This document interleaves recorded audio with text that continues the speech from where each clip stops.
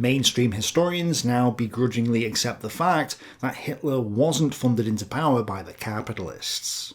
Nazi student leaders often got themselves deeply into debt by paying personally for posters and pamphlets. With many others, it must have been the same. The Nazi Party depended on such commitment. Much of its power and dynamism came from the fact that it was not dependent on big business or bureaucratic institutions such as trade unions for its financial support, as the bourgeois parties and the Social Democrats to varying degrees were. Still less on the secret subsidies of a foreign power along the lines of the Moscow-financed communists. Later, the result of all this was that business proved not much more willing to finance the Nazi Party than it had been before. True, one or two individuals like Fritz Thyssen were enthusiastic and provided funds to subsidize the extravagant tastes of leading Nazis such as Hermann Göring and Gregor Strasser. But in 1932, the Nazi Party continued, as before, to finance its activities through the voluntary contributions of its members, through entry fees to its meetings, through the income from its press and publications, and through donations from small firms and businesses rather than large ones. And yet, many still push the idea that Hitler was funded by big business, and for decades, this was the narrative that the mainstream historians accepted as well. So that then begs several questions. Why did the old historians accept this idea? What changed? And what evidence do we have for or against big business funding Hitler? Well, interestingly enough, in this case, there was one particular historian in the 1980s who turned the tide and got the mainstream historians to reconsider their earlier stance. It was historian Henry Ashby Turner, who published a book in 1985 called German Big Business and the Rise of Hitler. Let's read the first few lines. Did big business play a significant part in Adolf Hitler's rise to power? Did German capitalists undermine the Weimar Republic? Did they finance the Nazi Party? Did they use their influence to help secure Hitler's appointment as Chancellor? Beginning in the early 1930s and continuing down to the present, such charges have been repeatedly made. They form the core of one of the earliest and most persistent explanations for the origins of the Third Reich.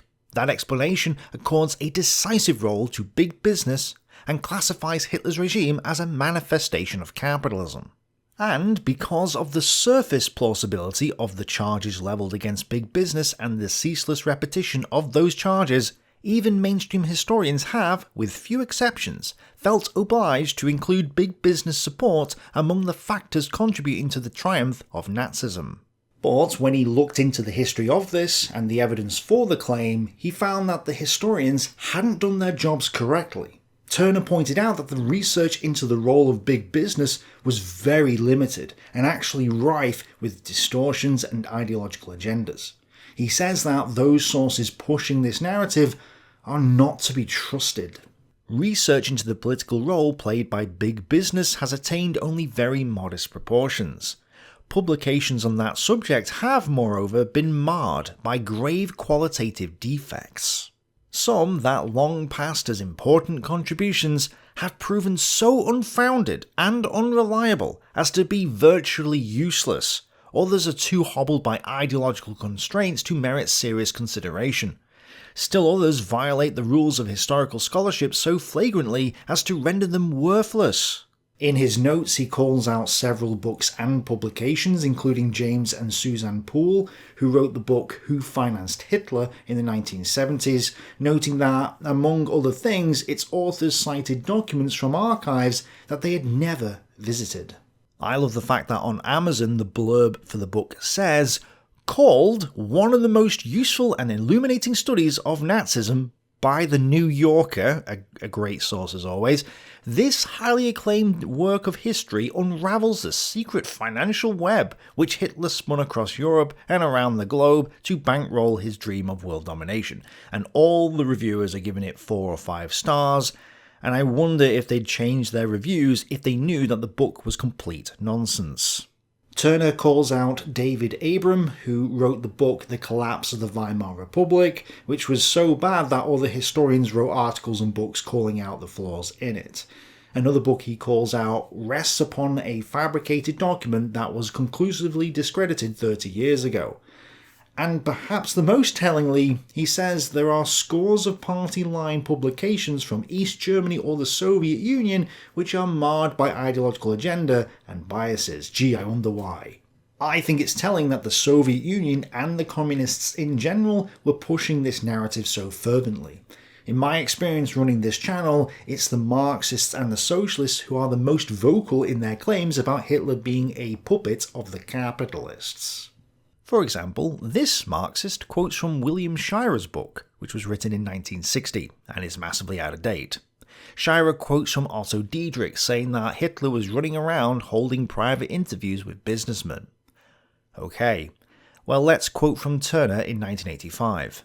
Allegations about financial support to the NSDAP by big business abound in works on that party's rise. By way of documentation, one repeatedly finds cited such dubious sources as the ghost-written memoir attributed to Fritz Thyssen, or the propagandistic Third Reich memoir of Otto Dietrich, or simply unsubstantiated press reports. So let's just understand what's happened here. Otto Dietrich, who is the propaganda press chief of the Nazi regime, super trustworthy, writes a dubious memoir during his captivity after the war, when he has all the reason in the world to try and convince people that he really wasn't on Hitler's side.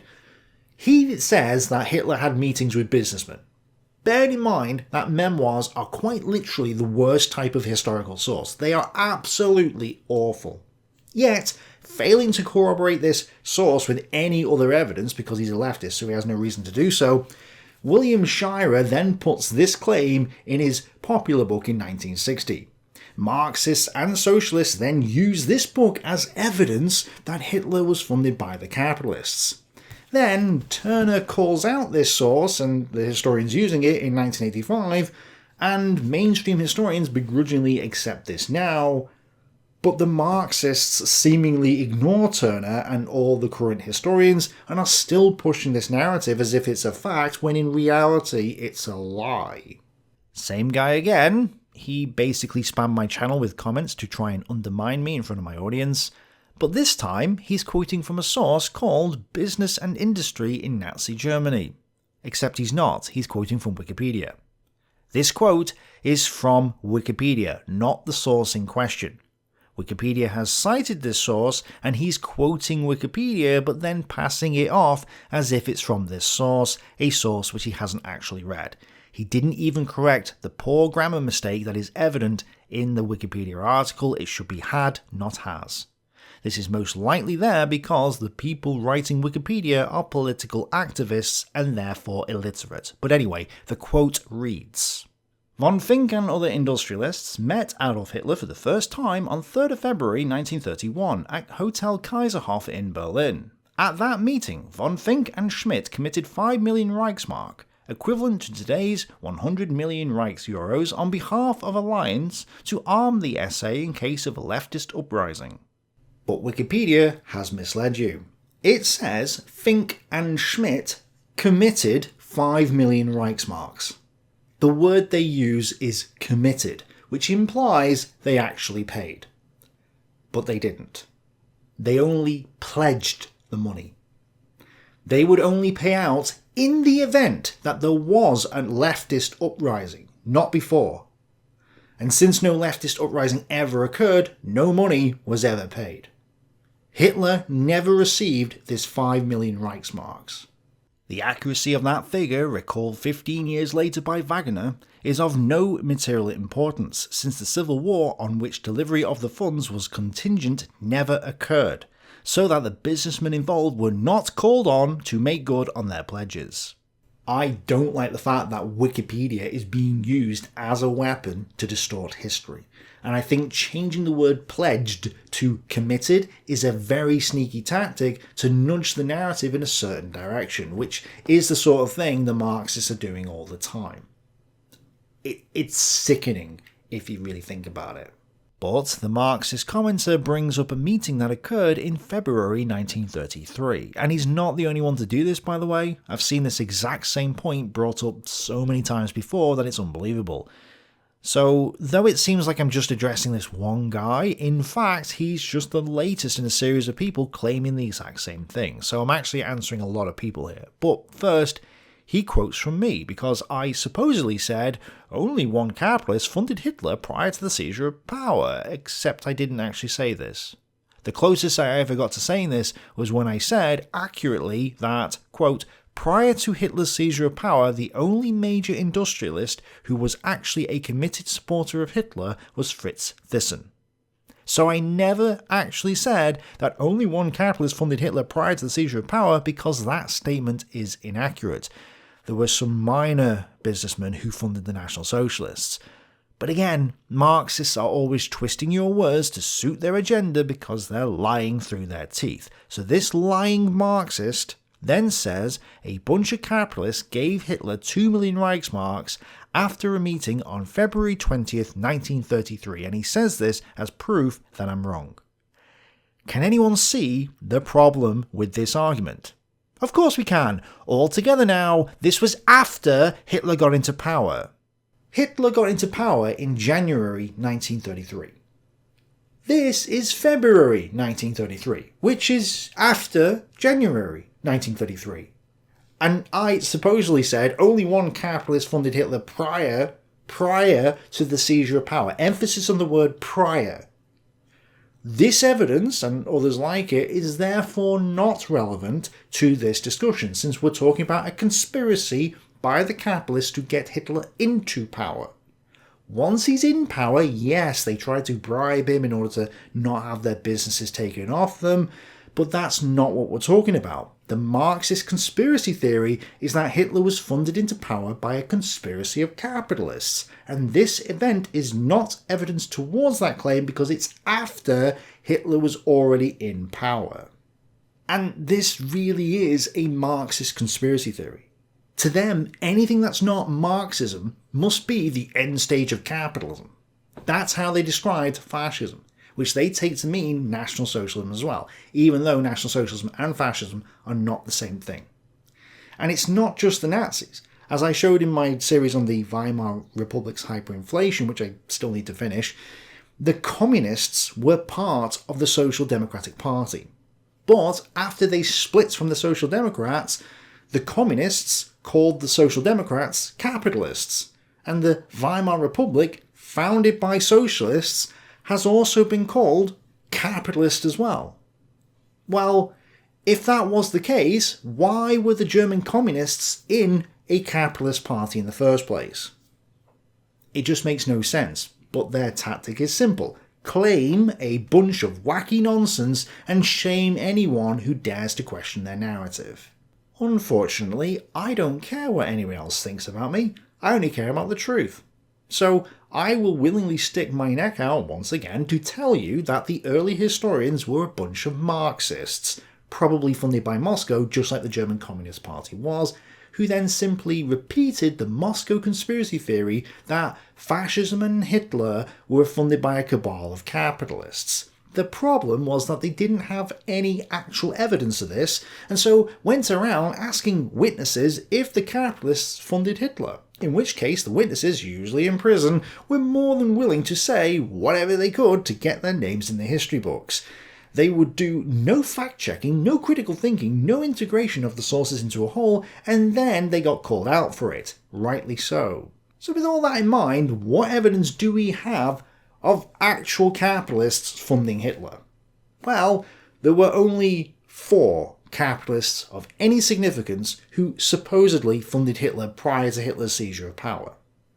There was Emil Kurdoff, who joined the Nazi Party in 1927, but then left it again in 1928, and while he did contribute to the party, this was before Hitler's rise to power, which occurred from 1930 onwards. In 1928, the Nazis only had 0.8 million votes and 12 seats. They were a fringe party. It was the September 1930 election where they actually shot into the mainstream with 6.4 million votes and 107 seats. So Emil Kurdoff left the party before Hitler's rise to power and therefore isn't evidence of a capitalist conspiracy to fund Hitler into power. Emil Kurdov's membership in the NSDAP long served as proof of big business support, even though public statements on his part at the time revealed his resignation from the party only a year after he had joined. Other men of big business who had no known involvement whatever with Nazism before the Nazi takeover have been repeatedly portrayed as supporters and financiers of Hitler. Another person said to have funded Hitler is Philipp Reemtsma, who was a tobacco magnate. But this wasn't because he was a supporter of Nazism as such. Since cigarettes were subject to excise taxes amounting to roughly a third of their sales prices, Reemtsma devoted considerable attention to the politicians who could shape tax legislation to his favour or disadvantage. And actually, Hitler and the Nazis hated Reemtsma. Hitler was all about the health of the German race, and smoking was seen as a sin, although the SA did have their own cigarette factory. Well, Reemtsma managed to arrange a meeting with Hitler in July 1932, although Wikipedia says June, and just 11 days prior to the July 20th election, ads for Reemtsma's cigarettes began to appear in Nazi newspapers. But this was because Hitler needed funds for his election campaign. There's no evidence to suggest that Reemtsma privately funded Hitler or contributed directly to the Nazis outside of this deal. He just negotiated an advertisement deal to gain commercial advantages and possibly lessen the hatred the party had towards him, and nothing more. So this isn't evidence of a conspiracy of capitalists to fund Hitler. Then there's Hjalmar Schacht, who wasn't an industrialist or big businessman. He was a central banker. And if communists could read, they would know that Karl Marx called for central banking in the Communist Manifesto. In most advanced countries, the following will be pretty generally applicable. 5. Centralisation of credit in the hands of the state by means of a national bank with state capital and an exclusive monopoly. So technically, Hjalmar Schacht is evidence that Hitler was being funded by communism, not capitalism.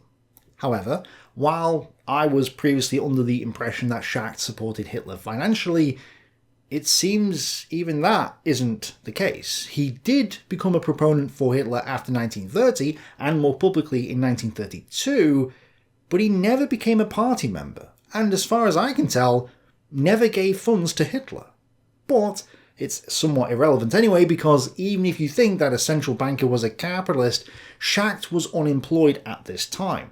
As Turner points out, he had no active role as a businessman in the early 1930s. It was only after Hitler got into power that Schacht became a central banker again. So regardless, this isn't evidence of a conspiracy of capitalists in funding Hitler. Finally, we have Fritz Thyssen, the only major industrialist who was actually a committed supporter of Hitler prior to Hitler's seizure of power. Aside from a few minor executives who belonged, for the most part, to the younger generation of Germans so strongly attracted to the Nazi movement, only one capitalist of note, Fritz Thyssen, became a loyal adherent of Nazism before 1933. In post-war testimony corroborated by some of his former office employees, Thyssen explained he had concentrated his generosity on Hermann Göring, whom he regarded as a bulwark against the economic radicalism of the Nazi left wing. In hopes of bolstering Göring's position in the party, Thyssen turned over to him sums of money later estimated at about 150,000 marks by the denazification court that tried the industrialist in 1946. In 1931, Rudolf Hess asked Thyssen for help, and Thyssen gave a loan to the party that was between 200,000 and 400,000 Reichsmarks. The Nazis only repaid about half of it, leaving Thyssen out of pocket. The problem here is that this was a loan, not a grant, and the Nazis viewed this as a normal business loan. This isn't to say that Fritz Thyssen didn't support the Nazis, he did. It's just that his support wasn't what you would expect if you were to believe the Marxists. The way the Marxist narrative goes, you'd think that Hitler was drowning in donations, when in fact he was drowning in debt. Fritz Thyssen's contribution was also a mere drop in the bucket compared to the party's grassroots finances, and isn't sufficient evidence by itself to justify the Marxist conclusion that Hitler was funded into power by the capitalists. Then, on top of this, Thyssen had his business nationalised and then taken off him by the Nazis in 1939, and he spent the last year of the war in a concentration camp along with Hjalmar Schacht. This is hardly an indication that Nazism was a capitalist conspiracy. But to really ram this part home, there is an often repeated claim that Thyssen donated money to the Nazis in 1923. Let's read what Turner wrote about this. At that time, according to an often cited passage in Thyssen's memoirs, he donated the appreciable sum of 100,000 gold marks to the NSDAP. That passage is of dubious authenticity, however, since Thyssen's memoirs were ghostwritten. In the light of all the available evidence, it seems unlikely that Thyssen gave any such sum to the Nazis. Another passage in the same paragraph of his purported memoirs explicitly states that Thyssen made his contribution not to Hitler, but to General Erich Ludendorff, then by far the most prominent figure in rightist anti-republican circles in Munich, to use as best he could. In the interviews with his ghostwriter prior to the preparation of the memoirs, as well as in responses to interrogations after World War II, Thyssen consistently held to that version, maintaining that he had given his money to Ludendorff rather than to the still comparatively obscure Hitler. Right, so Thyssen donated the money to Ludendorff, not to Hitler or the Nazis. Yet, what did the early historians say? Using this dubious memoir as evidence, William Shirer wrote in 1960, Fritz Thyssen, the head of the Steel Trust, who lived to regret his folly and to write about it in a book called I Paid Hitler, was an even earlier contributor. He had met the Nazi leader in Munich in 1923, been carried away by his elegance, and forthwith made, through Ludendorff, an initial gift of 100,000 gold marks, $25,000, to the then obscure Nazi party. Shirer has just distorted history. Thyssen donated to Ludendorff. He did not donate to the Nazi party via Ludendorff.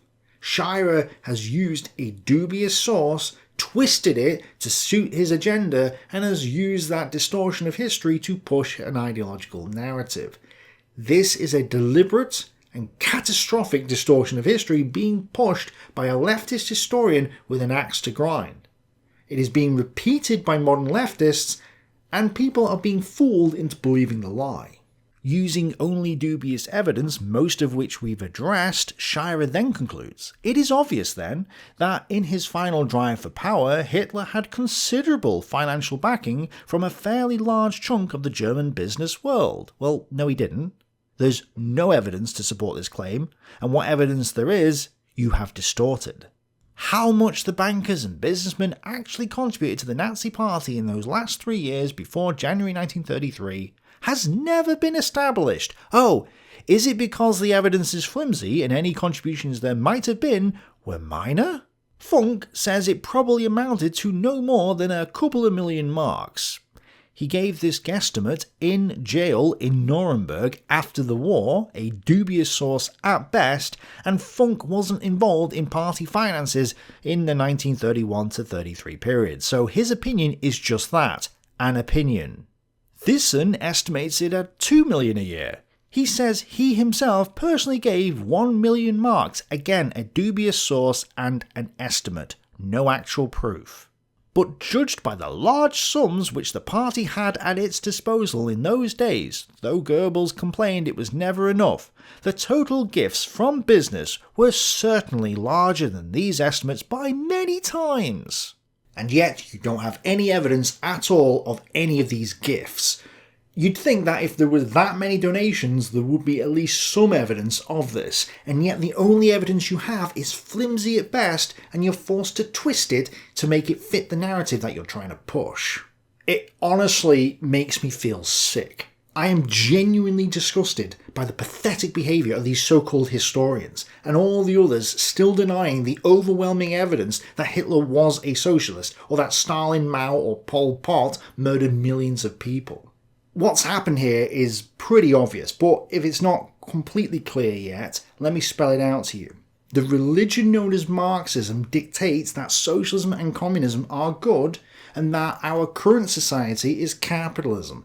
Capitalism is bad, and therefore it must be behind all the evil of the world. Since Hitler was a non-Marxist socialist and therefore a competitor to Marxism, he has to be painted as a capitalist. Thus, even though this clearly isn't the case, the Marxist-influenced historians aim to twist and distort history to fit the narrative they're painting and dismiss all evidence that doesn't fit into their worldview. Rather than look at the evidence and come to the most logical conclusions, which is what they should be doing, they're putting their ideology first before the evidence. Their religion dictates what they see. This is why when many of us read books on the Third Reich or the Weimar Republic or just any history in general, we're finding distortion after distortion, contradiction after contradiction, and nonsense after nonsense because the subjective ideology is blinding them to objective reality. And it's hard to get through to people who are so emotionally invested in a lie, but I hope I've gotten through to some of them today, or at least given them an incentive to question their own beliefs. If you found this video useful or enlightening, let me know, because in this age of fake news and false narratives, it seems like there aren't many sane people left. So I'd love to hear from those that are. Thanks for watching, bye for now.